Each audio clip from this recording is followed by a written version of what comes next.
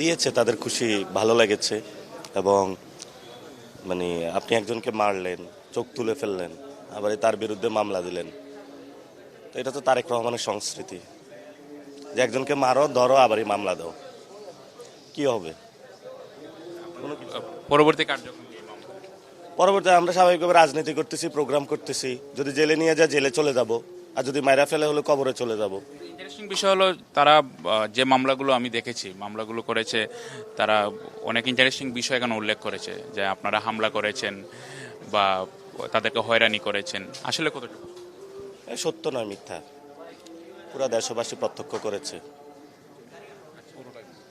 পুরো টাইমে দেশবাসী প্রত্যক্ষ করেছে। এবং আপনারা দেখেছেন যে বলছে থানা থানা, আমি তো থানা যাই নাই। তো কি বলবো আর, তারেক রহমানের নতুন সরকার এখানে মামলাবাজি করবে, উনি টেন্ডারবাজি করবে, দুর্নীতি করবে, সন্ত্রাস করবে, মানে যা মন চায় তা করবে। উনি 200 সিট পাইছে, কিন্তু এই সব কিছু তো একটা দিন শেষ হবে। তখন উনি কই যাবে? আগুনের দিন শেষ হবে যেদিন তারেক রহমানের ক্ষমতা শেষ হবে, ক্ষমতা শেষ হয়ে যাবে। আমাদের বিশ্ববিদ্যালয়ের জীবনে একজন এহসান রফিক নামে ছিল, যার চোখ টোক সব থেতলে দিয়েছিল ওই সময়কার ছাত্রলীগ, পুরো দেশবাসী প্রত্যক্ষ করেছে। ওইটার পরে কিন্তু আওয়ামী লীগের পতনধ্বনি শুরু হয়েছিল। কার ফোন? আইফোন? ওটা কি জিকে গাউসের আইফোন ছিল নাকি? হ্যাঁ, নাকি তারেক রহমানের আইফোন ছিল? তারেক রহমান তো অবশ্যই আইফোন ব্যবহার করে না, অন্য ফোন ব্যবহার করে, ব্লুবেরি না ব্ল্যাকবেরি এরকম একটা ফোন ব্যবহার করে।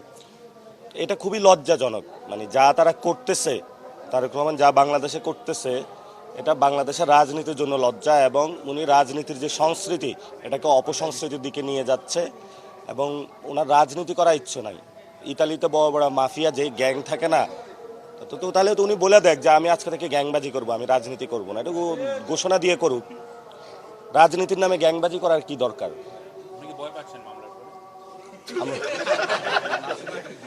ভয় তো পাবোই, এত বড় গ্যাংস্টার বাংলাদেশে আসছে, কি নাই তার কাছে? জিকে গাউসের মতন অস্ত্র আছে, আব্বাস সাহেবের মতন অস্ত্র আছে, দুলু সাহেবের মতন অস্ত্র, সালাউদ্দিনের মতন অস্ত্র। কে কার চেয়ে কোন র্যাঙ্কিংয়ে কম? কারো কাছে মাদক, কারো কাছে টেন্ডার, সালাউদ্দিনের সাহেবের ছেলেরা এক জায়গায় বসায়, খসরু ভাই আছে।